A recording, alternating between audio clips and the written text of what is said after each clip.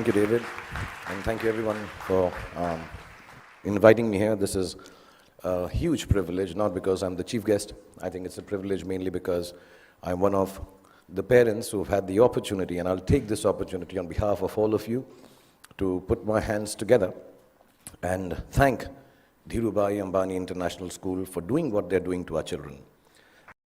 So I want to thank all the teachers, all the head of departments, Zareen, Farida. I mean, you are people I used to come to. When I have trouble, I come and look at their faces, go away, and I'm calm. Everything will be sorted out. Kavas sir, who's fantastic at cricket matches, shouts louder than anyone else in the world can. All the staff members, the management, the gentlemen who man the security outside, so wonderful. And so even the guy who does the parking back there, everyone for the last 13 to 14 years that I've been here, and especially my friend, Mrs. Neeta Ambani, thank you so much for looking after our children. Really, thank you very, very much. Okay, so good evening, boys and girls. Exams are over. If I may say so, damn school is over, which seemed an impossibility just a few years back. That horrible math or physics or whoever your least favorite teacher is, you will never have to see again. That PE coach who was always out to get you is done and dusted. I know everybody's looking there. You want to party now, relax, hang out with the beautiful friends you've made in the last 13 years, 14 or some less. The last thing you really want to do is sit here and listen to someone give you advice on life lessons and what the future holds for you. And to top it, my qualification to be doing this is zilch, nada. Not at all, nothing. Really, apart from the fact that Neeta and I are friends, and thus I have some benefits. My reason to be here is the same as that of your elder brother or your sister being allowed to do things that you're not allowed to do at home. I'm like them, older, that's all. So if you think that I have had a successful career, as I was getting very embarrassed when David was recounting, because also it's been so many years since I've gotten an award now, yeah. This is like gotta work harder. So also if you think I've had a successful career, a great past performance and my experiences of it are no assurance that it'll work in the future for you or work for you at all. And anyway, none of what I say today you will remember as soon as you're out of here. Or maybe even earlier, because you're still sleeping from the big party you guys had last night. What I say may make sense to your mom or dad, who will remember it some years down the line, and they will also remember it for all the inappropriate things that I'm going to say tonight. But you are here, and so am I, so I promise to keep this extremely crisp and sharp. 20 minutes, tops. But be rest assured, I understand if some of you walk out in the middle of my speech for bladder control reasons. Feel free to do that. Feel free, because that's what essentially my talk is about. Feeling free, the freedom to be yourself, to listen to your inner voice and never let anyone tell you who you are or who you ought to be, including me. These are the only years of your life in which you will be allowed to make regret-free mistakes. As you do so, you will chance upon your dreams and hopefully make a happy life out of their fulfillment. When you get to be 50, as some of your parents are, none of the mothers, they all look 35. They're all looking extremely hot. Some of your parents are, and like I am, you will know that the bulk of your regrets are from not having done what you wish to do. So don't hold it against your over-diligent father who's telling you to study extra even post the exams. Your annoying mother who's still depressed that your handwriting is bad. You know, she doesn't understand. If it was bad 5 years ago, chances are that your handwriting is not going to improve for the rest of your life, ever. Ma'am, get that clear. It's not going to happen. But let me assure you, squiggles and ants and mosquitoes on paper won't kill your career. Any doctor here will tell you, indecipherable hieroglyphics may actually be a career booster. Don't be angry that your parents tell you that friend of yours is not good company, he is spoiling you. And please don't hold it against them when they tell you, he's a movie star's son, he'll become a hero, what about you?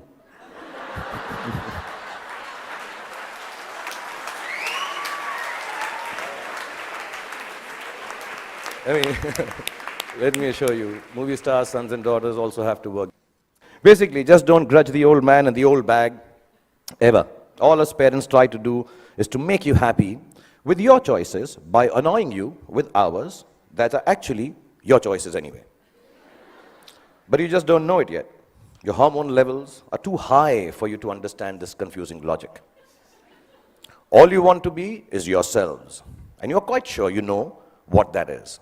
And I'm here tonight on your side only to confirm your conviction as you set forth into the big bad world from the loving shelter of Mrs. Neeta Ambani and all these wonderful and beautiful and warm teachers and faculty who have nurtured you to embark on your own journey through life. I was talking about parents because I think tonight is about parents. So I'm going to tell you something about my parents. My mother was top class. She was really cool. She loved me unconditionally, was beautiful, like all mothers are, and believed I will be the most famous man in the world, and I could do no wrong. In Delhi, they say, "Hamara bachcha na is like the apple of my eye." Some Punjabi ladies make it bigger, like the pineapple of my eye. So I was the pineapple of my mother's eye. And my father was a gentleman. He was very educated, masters in law, extremely intelligent, knew 7 languages, had traveled the world, knew his politics, fought for the freedom of our country, India, and excelled at sports like hockey, swimming, and polo. He could cook and recite poems and knew the capital of every country in the world. My father was also very, very poor. He was unemployed and struggling to make ends meet for 15 years of my life that I had the privilege of knowing him.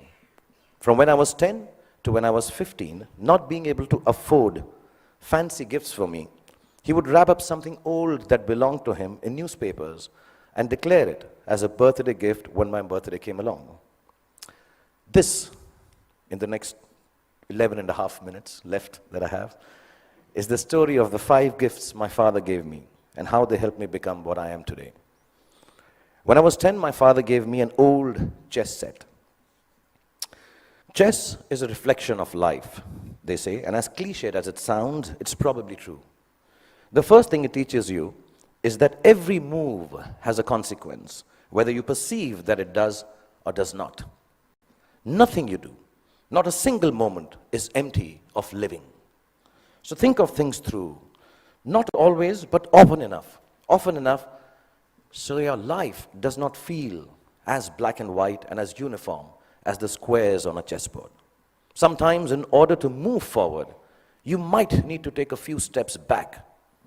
And there's no loss in doing something that hurts in the short run, but proves worthwhile in time. Sometimes, the queen might seem sexier. They always do.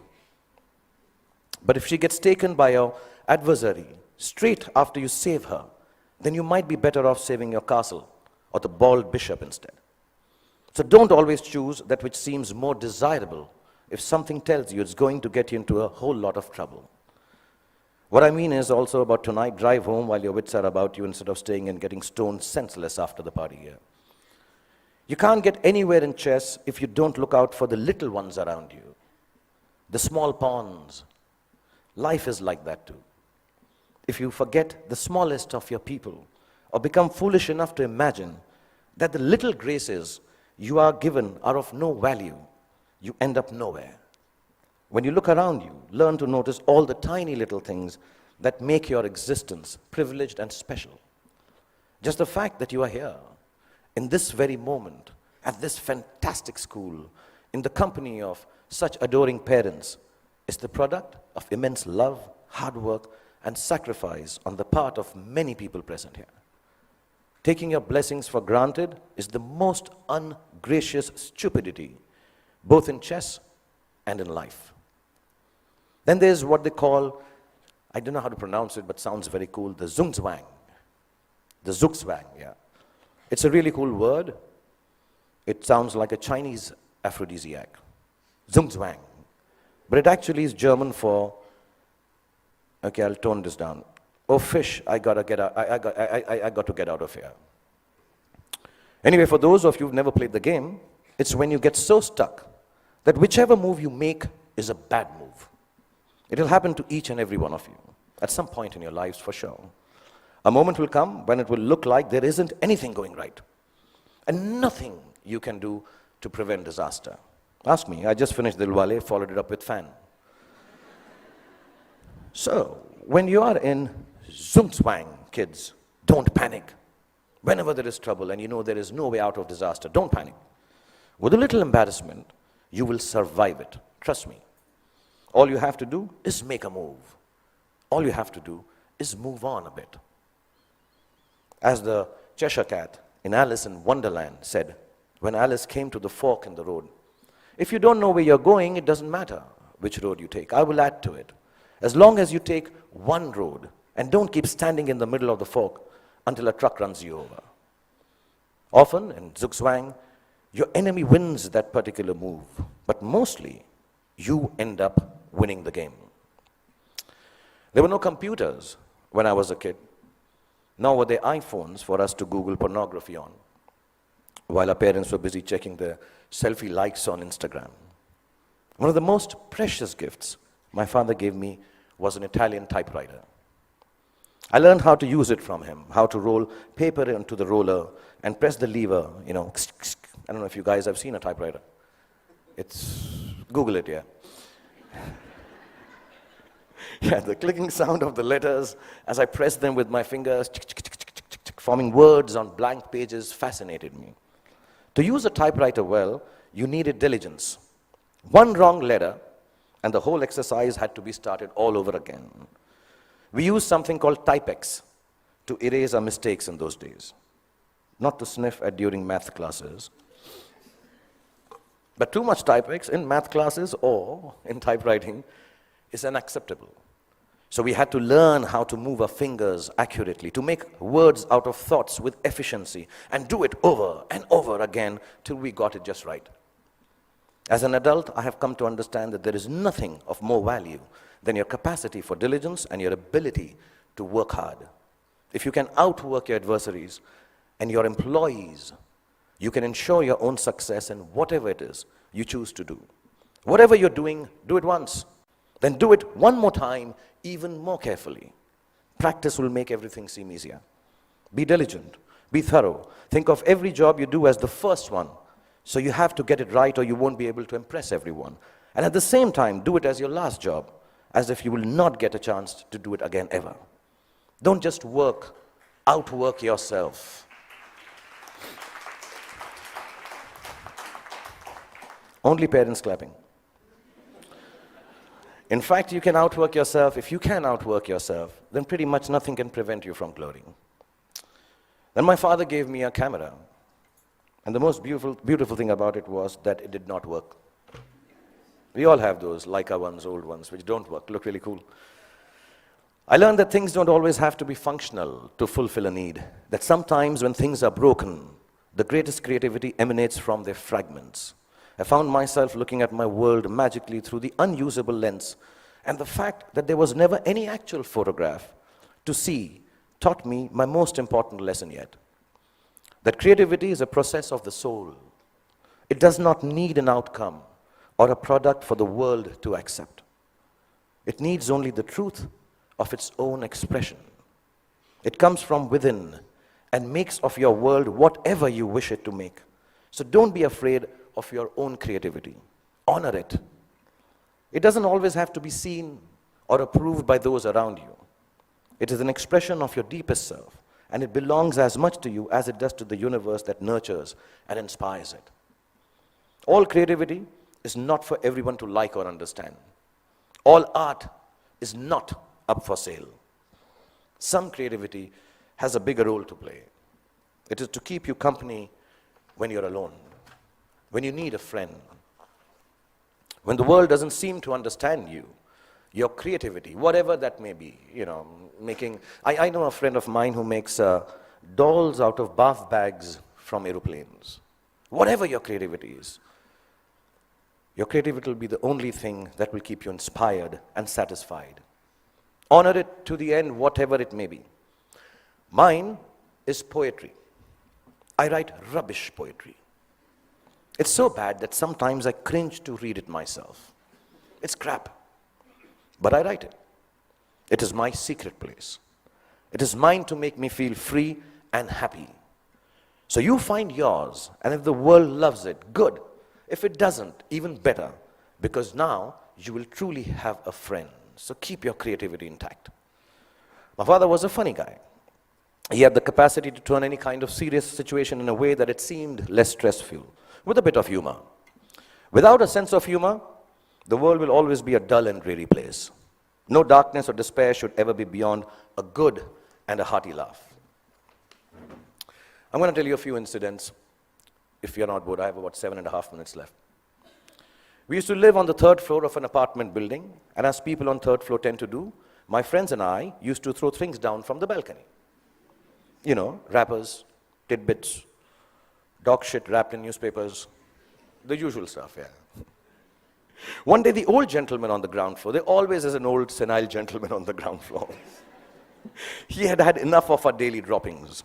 He charged at us, yelling at the top of his voice, "Bhai Sahab, upar se cheezein niche aati hain. Upar se cheezein niche aati hain." And you know, the whole mohalla, the colony emerged to witness the spectacle. My father was there, I was mortified. And he kept screaming, "Upar se cheezein niche aati hain." And my father calmly looked at him and said, "Chacha ji, upar se cheezein niche aati hain, ye Newton ne bahut saalon pehle bataya tha.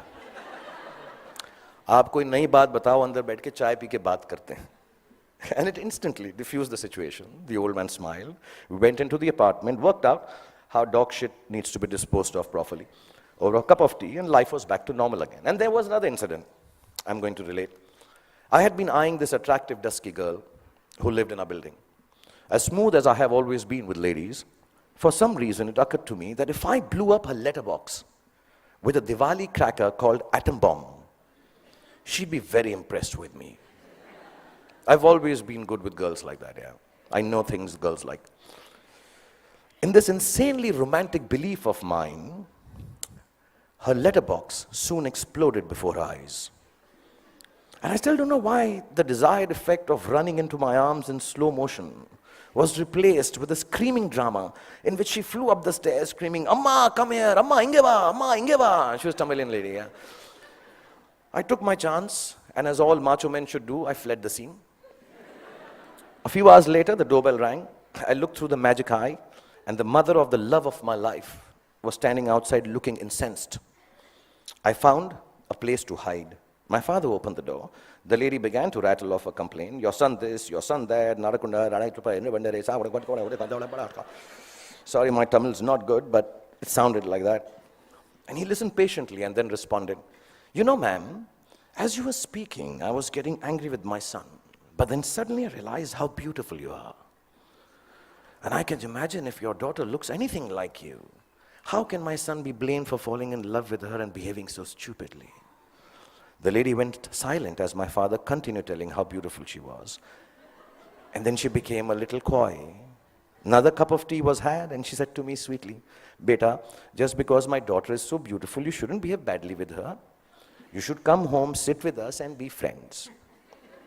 So not only did my dad get me off the hook for blowing up the girl's letterbox, he actually got me inroads to a long, satisfying relationship with the love of my life that lasted 6 days. Because then I realized that dating beautiful girls has its downside. Every boy in the colony made advances at her, so I was regularly beaten up in my attempts to offer her some boy-friendly protection. But that's another story. The point being, learn to laugh at yourselves every chance you get. If you can manage not to take yourself too seriously, no matter how big a shot you become, or how lowly, useless, trivial you feel, you will instantly disarm life's power to beat you down. It makes you braver to face ugliness because it changes your perspective. Humor is actually the deafness to see the world, the reality, for the transient farce it really is. It's like a talisman for survival. Cultivate it and allow it to lighten every heavy moment. Wear it like a vulgar tattoo if you don't already have one. Don't ever let it get washed away in the turbulently beautiful seas of life. It's your ticket to staying young and childlike forever. And you'll realize why it matters to stay childlike when you're my age. And you watch this speech on YouTube with your children. I'll probably have kicked the bucket by then, having smoked enough cigarettes to light up a forest. But I certainly hope that you will have understood what I understand now. No, not that smoking kills, that part is okay.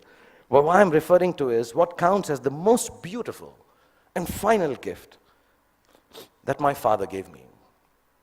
I only realized it was a gift on the day he died, when I was 15 years old. A gift your parents have given to you already. Yes, the singularly most exquisite gift you and I have been given is the gift of life itself. There is nothing that marks a man or a woman out from the ordinary more perfectly than grace. Grace is the consciousness that life is bigger than we are, and therefore our gratitude for it must match its vastness. It is the understanding that everyone we encounter,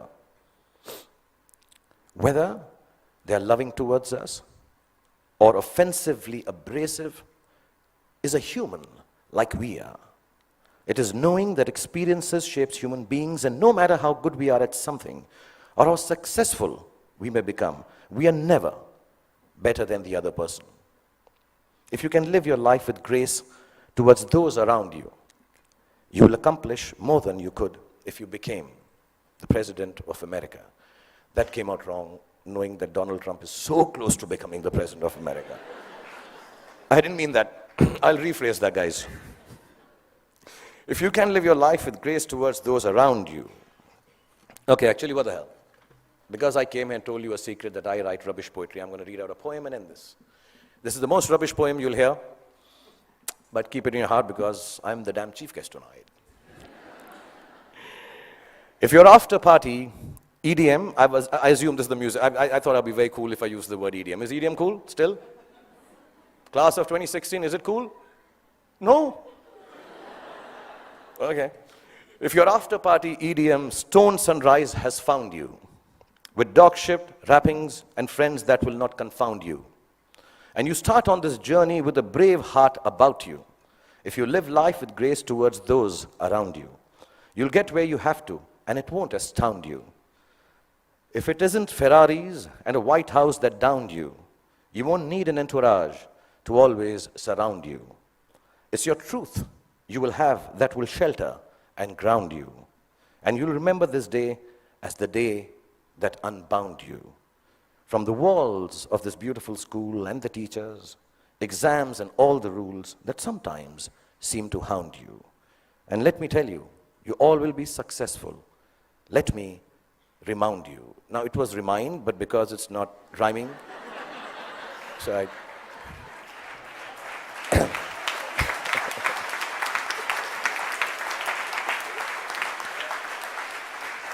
So boys and girls, go forth, be free, have fun, make wrong choices, make mistakes. You will still succeed because the gift of education you have from this wonderful institution called Dhirubhai Ambani International School, the love Nita has given you, and the genes that your parents have provided you with will always look after you. And when you succeed, don't forget to thank your least favorite teacher, because he or she actually cared for you the most. Love you all and be happy. Thank you.